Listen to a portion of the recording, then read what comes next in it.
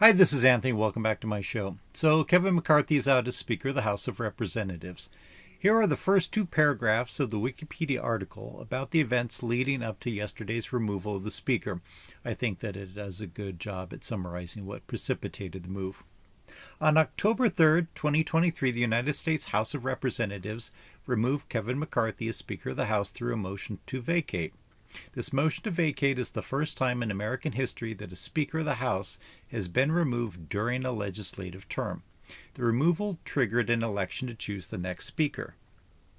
In September 2023, Kevin McCarthy, a Republican representative from California who was elected Speaker of the United States House of Representatives on January 7th, passed a resolution to avert a government shutdown. He relied on most of his Republican members, but also support from members of the Democratic Party, the minority party in the House.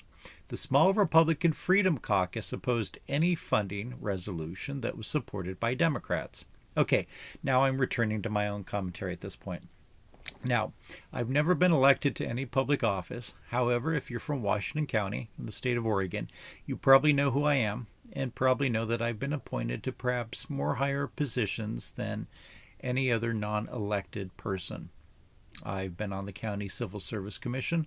I've been on the county's Planning Commission. I've been on a county budget committee. I've been on another county-wide budget committee that deals with the Soil and Water Conservation District. I've been on a budget committee for the state's largest special purpose district. I've also been on a $100 million bond committee for that park district. I've been the chairman of the county's Park and Rec board, as well as serving on many other county level and local level public boards and a couple nonprofits, where I again held high level positions within the leadership of those organizations.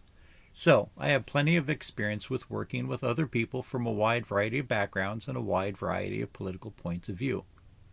And of course, besides my own experience where I'm sitting at the table able to discuss and vote on decisions, I sat through plenty of other meetings watching how they operate over the past 35 years or so.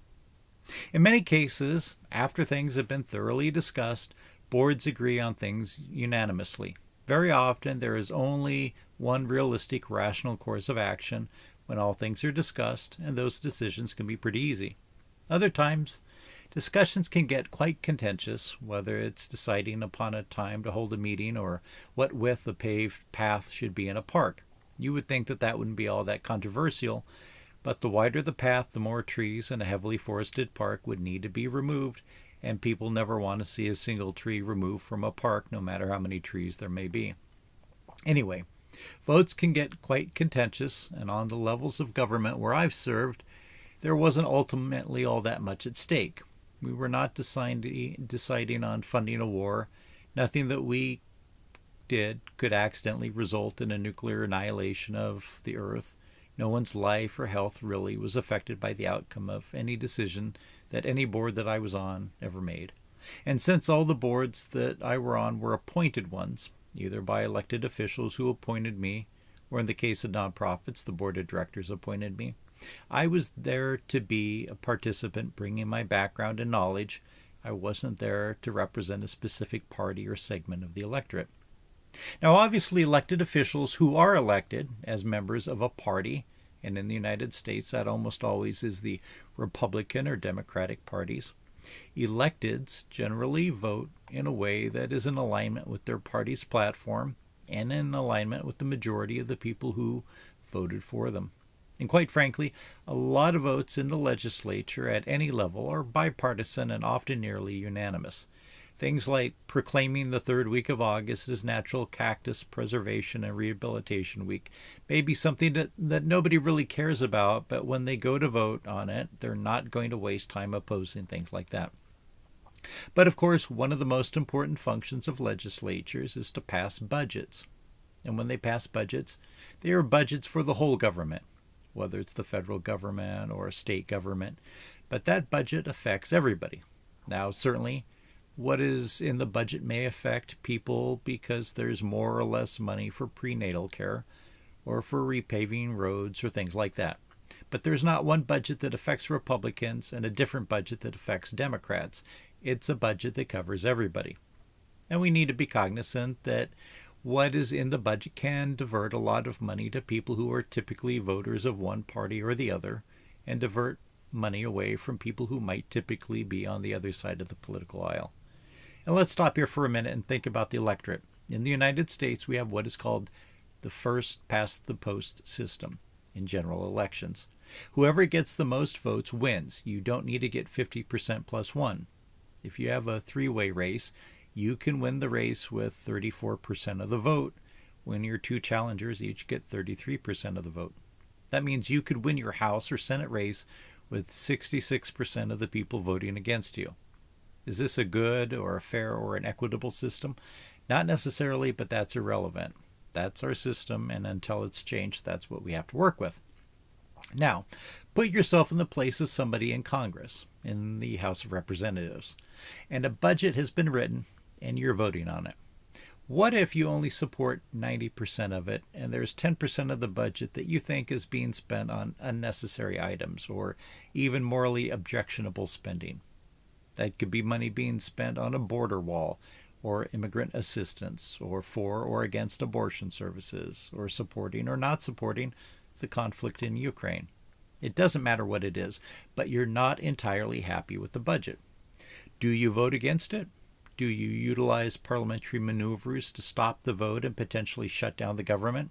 These things, and they're done by both Democrats and Republicans, may be legal maneuvers, but are they morally right? Are they on a practical level the type of things that should be done? I personally think that it's better to get something done good than holding out to try to get something done that's great, which will never happen. And this is what a lot of business consultants will tell you. Don't let great be the enemy of good. So, back to McCarthy. The Republican opposition to him was led by Matt Gaetz.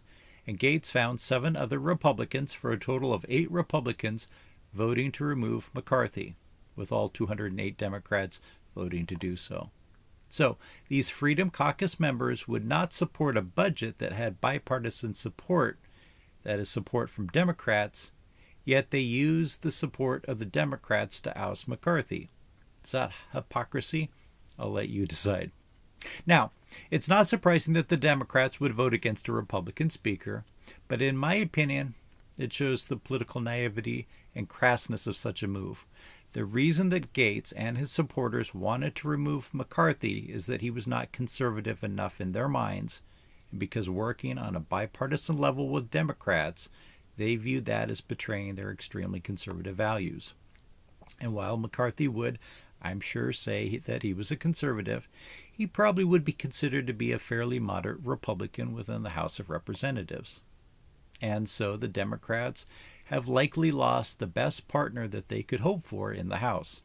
Do they think that removing McCarthy is going to result in a more bipartisan speaker for them to work with?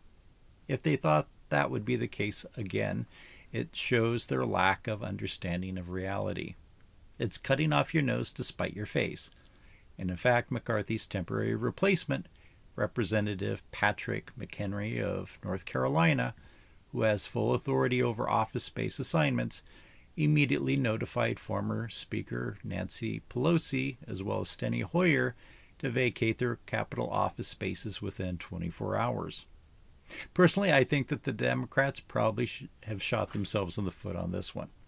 But let's look at the leader of this insurrection, Matt Gaetz. Gaetz is 41 years old, a lawyer, a Republican who was born in Hollywood, Florida. His father was a local politician and rose to be the president of the Florida Senate. His grandfather was also a politician in North Dakota. But unfortunately, Gaetz has some dirty laundry, and I thought that it was classy for McCarthy and his supporters to not bring it up, not to try to use it to derail the vote against McCarthy. Now, I'm going to skip over the accusations of witness intimidation and witness tampering and potentially illegal undermarket office rentals from a real estate developer and focus on the more sensational accusations. And these are largely taken from the Wikipedia article on Representative Gaetz. Driving offenses. In 2008, Gaetz was arrested for driving under the influence as he was driving back from a nightclub on Okaloosa Island, Florida. Police recorded him driving 48 miles per hour in a 35 miles per hour zone and noted that he showed physical signs of intoxication. Gates initially denied that he had drunk alcohol, but later admitted to drinking 2 beers. He failed an eye test twice, then declined field sobriety tests. After Gates was arrested, he refused to take a breathalyzer test. Shortly after Gates' case was referred to State Attorney Steve Meadows, Gates' driving license was reinstated, though Florida law requires a year's suspension when a driver refuses a breathalyzer test. Gates' suspension was less than a year long.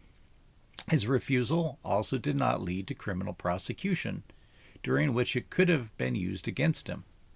A field officer for the Florida Department of Highway Safety and Motor Vehicles declared that there was no evidence that Gates refused a breathalyzer test, despite the arresting police officer having documented it in an affidavit and the arrest report, and Gates' own attorney also having documented it. Gates' attorney also claimed that an unnamed witness who knew Gates observed no indication of impairment. The charges against Gates were dismissed. Federal investigations into sex trafficking. In January 2020, the United States Secret Service reportedly received a tip that in April 2018, Gates had accompanied Seminole County tax collector Joel Greenberg to a government office where Greenberg was producing fake IDs. Greenberg was indicted in August 2020 on an array of charges, including sex trafficking a 17-year-old girl in 2017 and creating fake IDs to facilitate sex trafficking. The investigation of Greenberg led federal officials to look into some of Gates's related activities.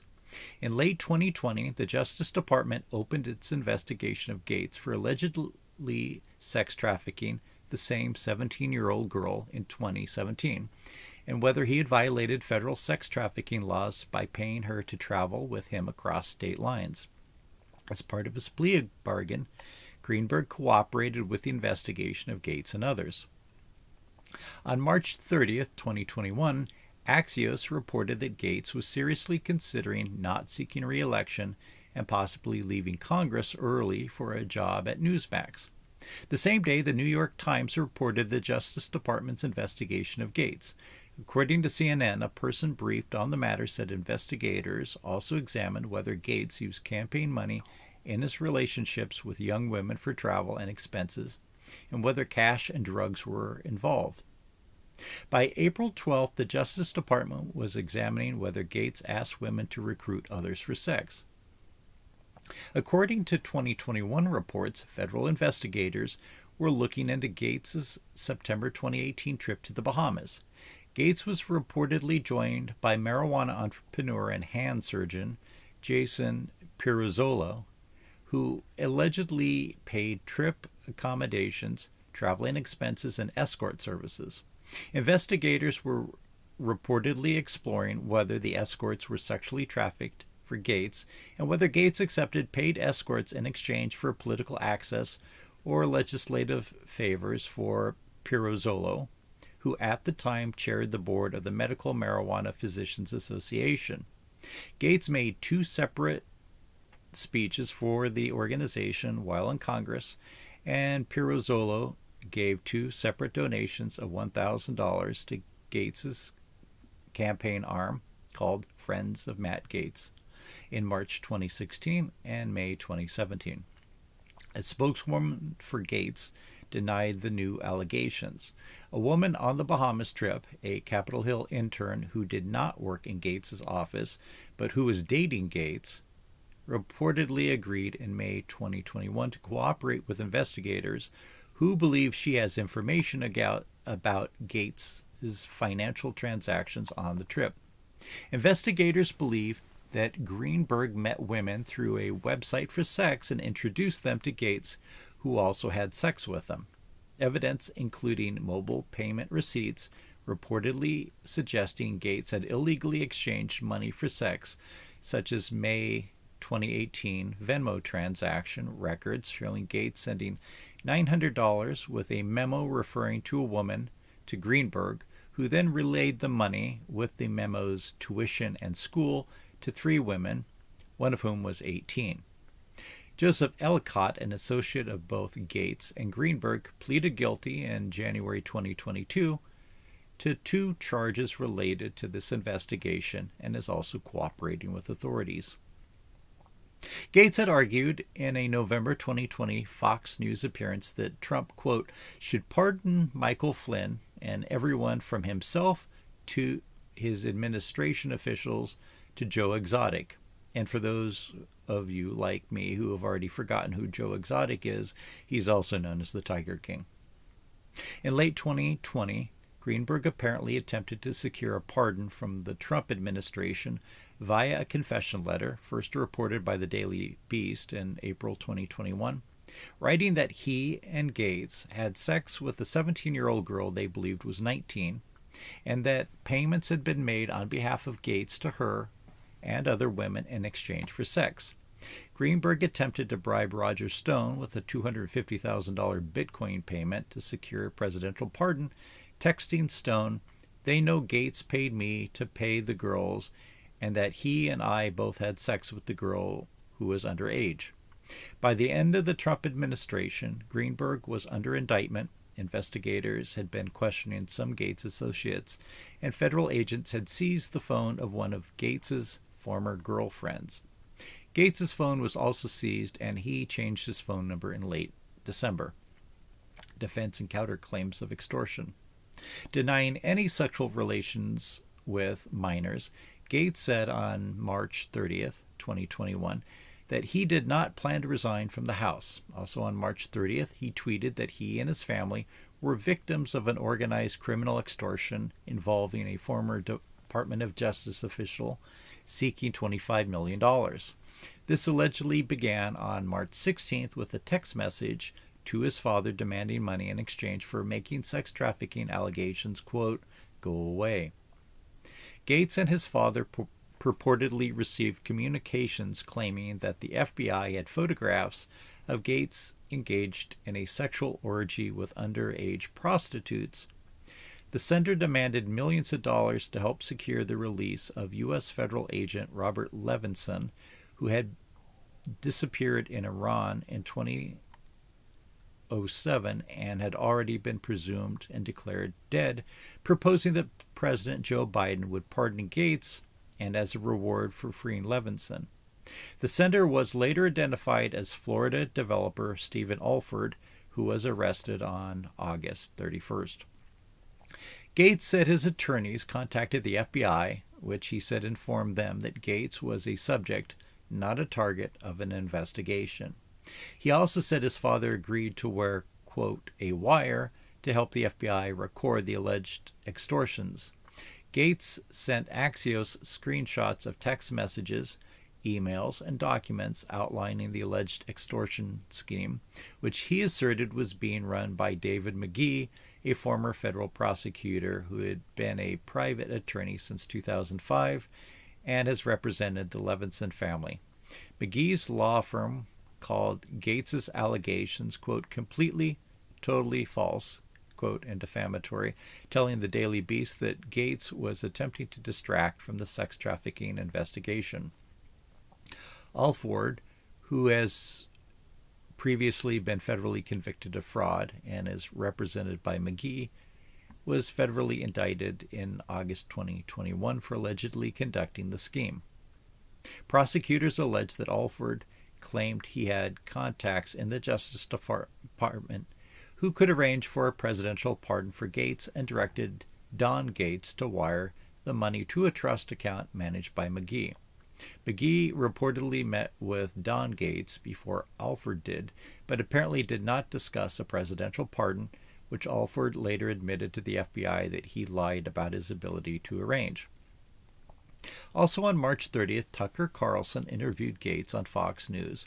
In addition to denying the allegations about his relationship with a 17-year-old girl, Gates denied a previously unreported claim that he had been photographed with child prostitutes and said that a friend of his, whom Carlson had supposedly met, had been urged by the FBI to claim Gates was involved in some pay-for-play scheme. He also argued that providing for flights and hotel rooms for people that you're dating who are of legal age is not a crime. Response and other developments. On March 31st, 2021, House Minority Leader Kevin McCarthy said he had no plans to remove Gates from his seats on the Judiciary and Armed Services Committees, but that he might change his mind if Gates gets indicted or if it comes out to be true.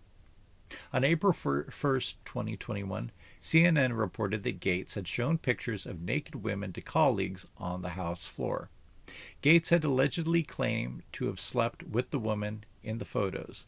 The next day, his communications director, Luke Ball, and his legislative director, Devin Murphy, resigned. Both had begun working for Gates when he joined Congress in 2017. On April 6, 2021, the New York Times reported that in the last weeks of the Trump administration, Gates privately requested a blanket presidential pardon for himself and others, which was reportedly denied because it would set a bad precedent. The next day, Trump publicly denied that Gates had asked for a pardon. On April 8th, it was revealed that Trump had reportedly wanted to defend Gates, but was told to stand down due to the seriousness of the allegations. On April 8th, 2021, Gates' congressional office released a statement purportedly from his female employees vouching for his character, stating they uniformly reject these allegations as false. Gates' new communications director, Joel Valdez, told Forbes that all of the office's 8 female staffers signed it, but the version of the statement that was released did not have anyone's signature or identify any specific employee. That evening, Representative Adam Kinzinger tweeted that Gates should resign, becoming the first congressional Republican to make such a call.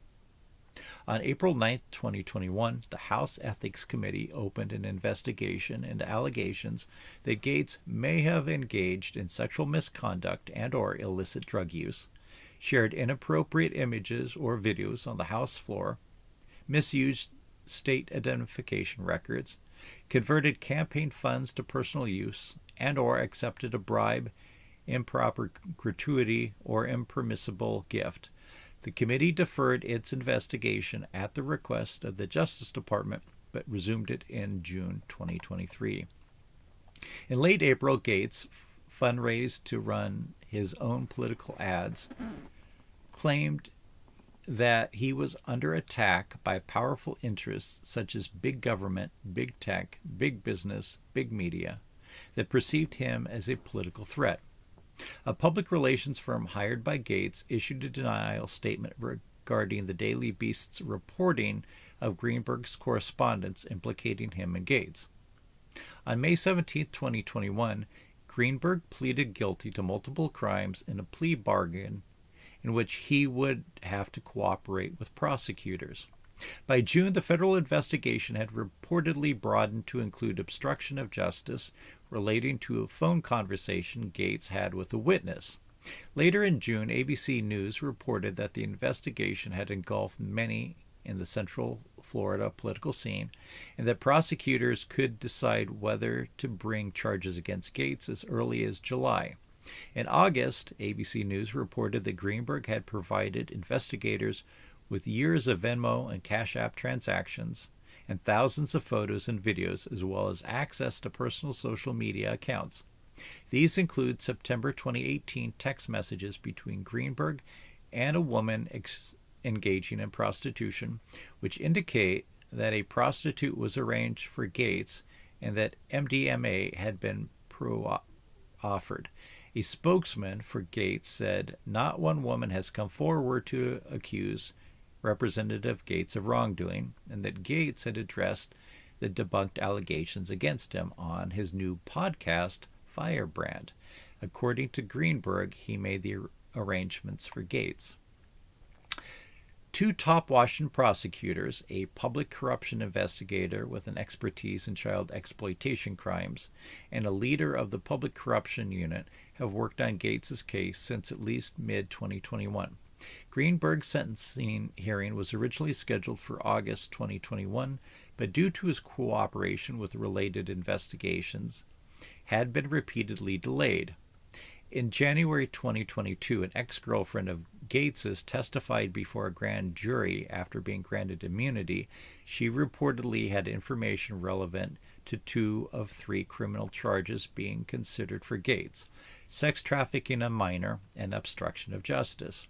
A year later, her attorney said the Justice Department prosecutors made the right decision not to charge Gates because, quote, they didn't have the evidence to prove a crime, unquote. Gates was also accused of violating the Mann Act, which prohibits sex trafficking across state lines. Later in January 2022, Joseph Ellicott confessed that in 2017 he witnessed Greenberg telling Gates over the phone that the woman they both had sex with was underage. On December 1st, 2022, thanks to his assistance with the prosecutors in a series of investigations, including those involving Gates, Greenberg was sentenced to 11 years in prison plus 10 years of supervised release. The sentencing judge, Gregory A. Presnell, said he has provided substantial cooperation to the government, more than I've seen in 22 years. Conclusion of Department of Justice investigation. A September 2022 Washington Post article reported that prosecutors have recommended not to charge Gates in the sex trafficking investigation, telling Justice Department superiors that a conviction is unlikely in part because of credibility questions about the 2 central witnesses. In February 2023, the Department of Justice communicated to the attorneys for Gates that they had concluded their investigation and would not be laying charges against him, effectively ending a multi-year probe including allegations of misconduct. Reopening of investigation by House Ethics Committee. In July 2023, it was reported that the House Ethics Committee had reopened the investigation into allegations about Gates' sexual misconduct, illicit drug use, and other misconduct that had initially started in 2021. The probe by the committee had been paused while the Department of Justice were carrying out investigations over allegations that he had sex with a minor. So, what's your opinion on this whole thing? Should McCarthy or his supporters or proxies in the House have tried to remind House members and the public at large of what seems to be multiple credible allegations of some pretty serious crimes that Gates has participated in, even if at this time the Department of Justice has opted not to pursue indictments? At least Gates didn't pull a fire alarm to delay congressional proceedings. Please do leave a comment. I love to hear from everybody, and please hit the subscribe button. I need less than 200 more subscribers to go before my channel gets monetized. And hopefully you'll check out my other videos, which I do on a wide variety of topics, from stock investing and personal finance to collecting old coins and banknotes, to looking at unsolved mysteries, cults, and interesting historical stories. And if you like any of those besides subscribing, be sure to hit the like button. Thanks again, and we'll see you soon.